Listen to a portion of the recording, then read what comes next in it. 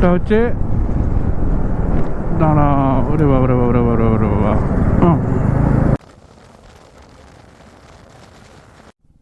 এসে গেছি আমাদের রিসর্ট, অঙ্কিতা বিচ রিসর্ট। একদম শান্ত নিরিবিলি পরিবেশ।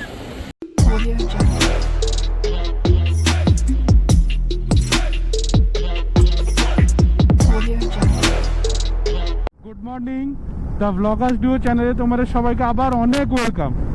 দেখতেই পাচ্ছ আজকের ইন্ট্রোটা হচ্ছে রাস্তা থেকে। হ্যাঁ, এখন আছি আমরা বোম্বে রোড। আজকে আবার একটা বেরিয়ে পড়েছি নতুন ট্রিপে। এবার যাব মন্দারমণি। মোটামুটি 40 মিনিট আগে বাড়ি থেকে বেরিয়েছি, ওই 4:10-15 নাগাদ, সরি 4:05-07 নাগাদ বাড়ি থেকে বেরিয়েছি। তো এই মাত্র জাস্ট বোম্বে রোডে উঠলাম, এখনও ভালো করে সূর্যের আলোও ফোটেনি, বুঝতেই পারছো তোমরা।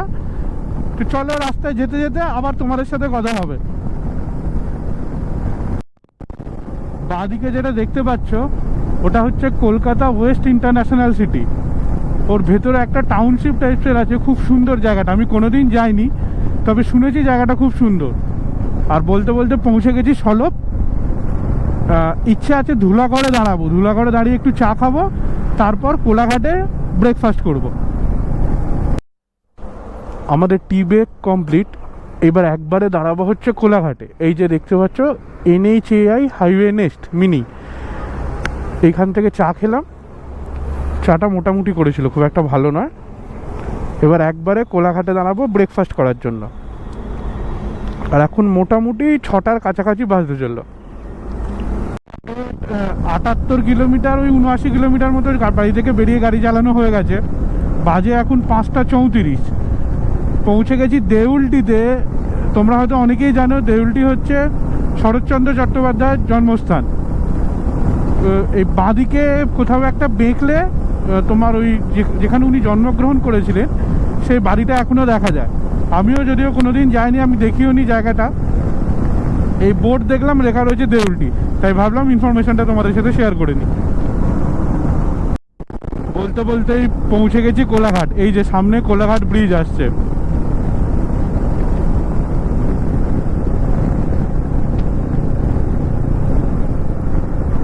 এই যে কোলাঘাট ব্রিজ, আর ওইটা হচ্ছে রেল লাইন। ওটা হচ্ছে দাঁড়া, ওরে বাবা রে বাবা রে বাবা রে বাবা।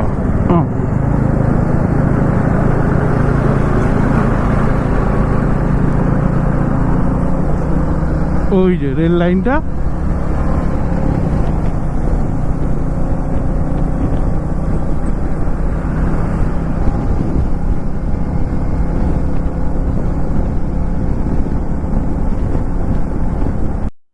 কোলাঘাটে এই যে hotel Radhakrishna hotel and restaurant, এখানে দাঁড়িয়েছি খাওয়ার জন্য।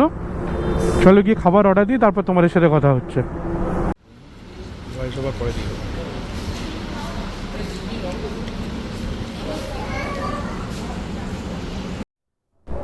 ব্রেকফাস্ট করা হয়ে গেল। ব্রেকফাস্টটা আমি নিয়েছিলাম লুচি আর ঘুগনি, মানে লুচির সাথে ওরাই দিয়েছিল তরকারি। আর তোমাদের দিদিভাই নিয়েছিল আলুর পরোটা। তো দিদিভাই যেটা বললো, আলুর পরোটাটা দারুণ খেতে, আর আমার লুচিটা বেশ ভালো ছিল। তো এই রাধাকৃষ্ণ হোটেল তোমরা যদি কোলাঘাটে আসো এখানে খেতে পারো, নো ডাউট। খাওয়া দাওয়া খুবই সুন্দর। লুচিটা নিয়েছিল 60 টাকা, আর ঘুগনিটা নিয়েছিল, এই আলুর পরোটাটা নিয়েছিল 70 টাকা। এখন বেরোই, ইচ্ছে আছে মাঝখানে আর একবার দাঁড়াবো, দাঁড়িয়ে ডাইরেক্ট মন্দারমণি। এই যে দেখো, এটা হচ্ছে কোলাঘাট তাপবিদ্যুৎ কেন্দ্রের চিমনিগুলো। মানে যেখানে আমরা খেলাম তার থেকে একটু এগিয়েই জাস্ট বাঁহাতে বেঁকলে তোমার দীঘা যাওয়ার রাস্তাটা চলে আসছে। ওখানে বড় করে সাইন দেওয়া আছে হলদিয়া দীঘা যাওয়ার রাস্তা। এসে গেছি নন্দকুমার। তোমরা যারা দীঘার দিকে গেছো বা যাও সাধারণত দীঘা হলদিয়া এদিকে, সবাই জানো এটা খুব ফেমাস মোড়। এটা গোল চত্বর, ওই দিকে রাস্তাটা যাচ্ছে দীঘা। এইখানে বিভিন্ন জায়গাকার রাস্তাটা চলে যাচ্ছে গোল চত্বর দিয়ে। একটা বাঁদিকে গেলে চলে যাবে হলদিয়া, সম্ভবত এইটা অথবা পরের মোড়টা এইটা হলদিয়া যাচ্ছে। এই সোজা মোড়টা যাচ্ছে, এটা চলে গেলে চলে যাবে হলদিয়া, আর এই সামনে গেলে চলে যাবে দীঘা। এই যে সোজা হচ্ছে দীঘা। এরকম পৌঁছে গেছি মাতঙ্গিনী সেতু। এই নিচে দিয়ে কি নদী যাচ্ছে এটা আমি জানি না, তোমরা কিছু হয়তো দেখতেই পাচ্ছ না, সামনে পুরো কালো ওই যে লরিটার ধোঁয়া। তো এই নিচ দিয়ে কী নদী গেছে এটা আমি জানি না, তোমরা যদি এখানকার কেউ দেখে থাকো আমায় কাইন্ডলি জানিও যে কী নদী এটা। আমার বরাবর জানার ইচ্ছে এটা কী নদী, যদিও গুগল করলে এখন সবই জানা যায়, তবুও তোমরা যারা লোকাল যদি কেউ থেকো অবশ্যই আমাকে জানিও এটা কী নদী গেছে নিচ দিয়ে। নাচিন্দা পৌঁছে গেছি, আর এই বাঁহাতে পড়বে নাচিন্দা কালীবাড়ি। শুনেছি এই কালীমা খুব জাগ্রত। যাতায়াতের পথে আমরা একবার মানে ছোটোবেলা একবার নেমে পুজোও দিয়েছিলাম। এই যে বাঁহাতে হচ্ছে নাচিন্দা কালীবাড়ি, এই যে এইটা।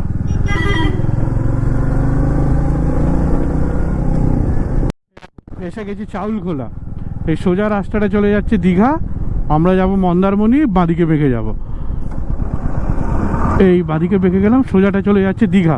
এরকমই মানে এই রাস্তাটা এর পরপর কিছুটা পরপর বাঁহাতে একটা করে মোড় আছে, একটা তোমার তাজপুর শঙ্করপুর সব যাওয়ার মোড়গুলো এরকমই। প্রথম হচ্ছে মন্দারমণি যাওয়ার মোড়, চাউলখোলা মোড় থেকে যেতে হয়। তোমরা যারা ট্রেনে করে আসতে চাও বা বাসে করে আসবে, ট্রেনে করে এলে তো তোমার রামনগর স্টেশন অথবা দীঘা স্টেশন থেকে ডাইরেক্ট টোটো পেয়ে যাবে, টোটো অটো গাড়ি সবই পাওয়া যায়। আর যারা বাসে করে আসবে এই চাউলখোলা মোড়ে নামতে হবে, এখানে টোটো অটো থাকে মন্দারমণি যাওয়ার জন্য, তো তোমরা সেই টোটো অটো করে মন্দারমণি চলে যেতে পারো। এসে গেছি আমাদের রিসর্ট, অঙ্কিতা বিচ রিসর্ট। ওইটা এই যে এটা হচ্ছে অঙ্কিতা বিচ রিসর্ট, ওই যে দেখো লেখা রয়েছে।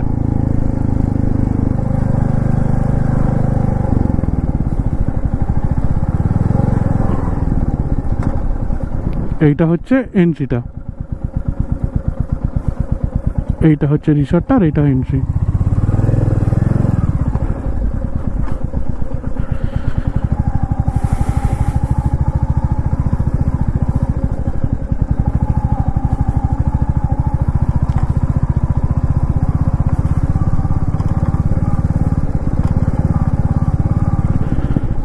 পৌঁছে গেছি।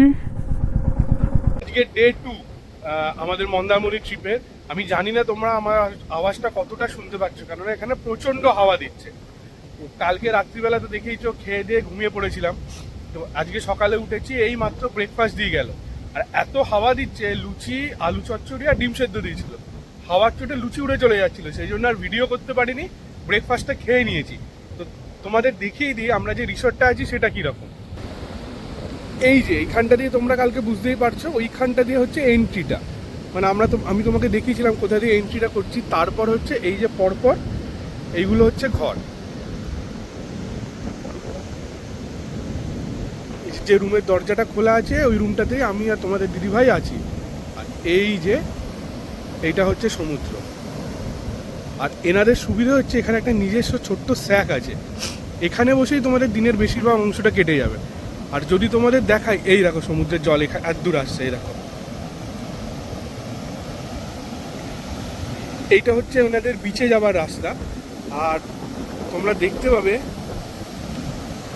এইটা হচ্ছে বিচ। এখন জোয়ার চলছে, তাই জন্য জল অনেকটা এগিয়ে আসছে। কালকে তো রীতিমতো রিসর্টের ভেতরে আমাদের জল চলে আসছিল।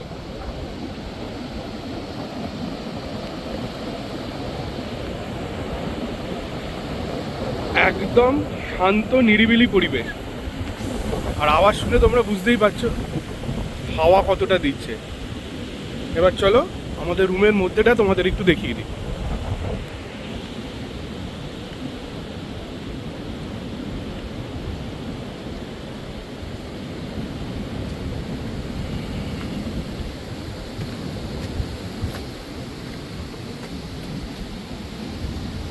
এই যে এইটা হচ্ছে আমাদের রুম, দেখো রুমের জানলাটা থেকেই দেখো, এটাই হচ্ছে সব থেকে ভালো। এই যে রুমের এই হচ্ছে বিছানা, জানলা খুললেই এই সমুদ্র। আর এইটা হচ্ছে গোটা রুমটা। রুমটা কিন্তু খুবই বেসিক একদম। হ্যাঁ, ওখানে একটা টি টেবিল রয়েছে, ওখানে চেয়ার, দুটো চেয়ার দিয়েছে, আয়না, টিভি। তবে এখানে অর্ধেক সময় ভোল্টেজ থাকে না, যার ফলে টিভি দেখা যায় না, অন্তত আমরা দেখিনি। আর এসি আছে। আর এইটা হলো ওয়াশরুম। যেমনটা তোমাদের বললাম, আমাদের ব্রেকফাস্ট অলরেডি খাওয়া হয়ে গেছে, আর এখন জোয়ার চলছে। এখন ইচ্ছে আছে আমরা চান করব না, কেননা কালকে এই সময় চান করতে নেমেছিলাম, এই সময় নয় 10:30 11টা নাগাদ, তো চান করতে একটু অসুবিধা হচ্ছিল। আজকে ইচ্ছে আছে 12টা 12:30টার পর সমুদ্রে নামবো চান করতে, কেননা তখন ভাটা পড়তে আরম্ভ করবে, জলটা একটু পিছিয়ে যাবে। এখনকার মতো টাটা।